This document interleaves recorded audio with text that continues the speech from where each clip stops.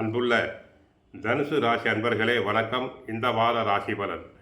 தனுசு ராசினருக்கு ராசியில் சூரியன், செவ்வாய், புதன், சுக்கிரன், 3இல் ராகு, 4இல் சனி, 7ஆம் இடத்தில் குரு வக்கிரம், 9இல் கேது பகவான் இருக்கிறார்.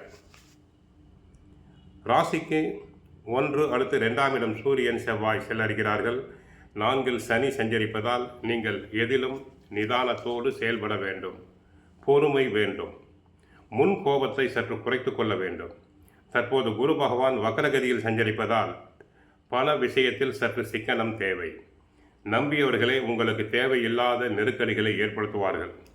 தேவையில்லாத பயணங்களை தள்ளி வைப்பது நல்லது. தொழில் வியாபாரத்தில் சூழ்நிலையை புரிந்து நடந்து கொண்டால் ஒரு சில அனுகூலத்தை அடைய முடியும். வேலையாட்களை அனுசரித்து செல்வது நல்லது. தொழில் தொடர்பான கணக்கு வழக்குகளை தாங்கள் நன்றாக பராமரிக்க வேண்டும்.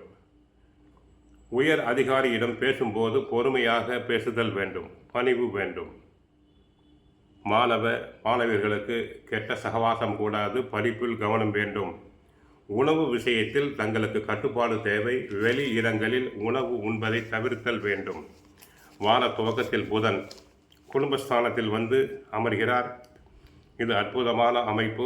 அலைச்சல்கள் குறையும். குடும்ப உறவுகளில் கருத்து வேறுபாடுகள் நீங்கும்.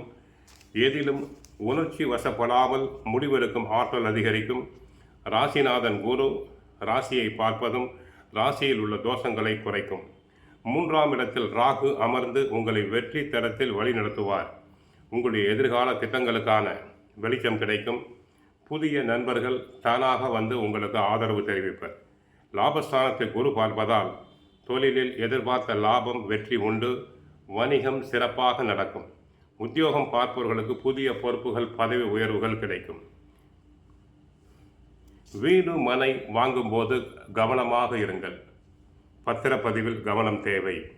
வில்லங்கத்தில் மாட்டிக்கொள்ள வேண்டாம். 9இல் கேது இருப்பதால் சிலருக்கு தந்தையாரோடு கருத்து வேறுபாடுகள் வரலாம்.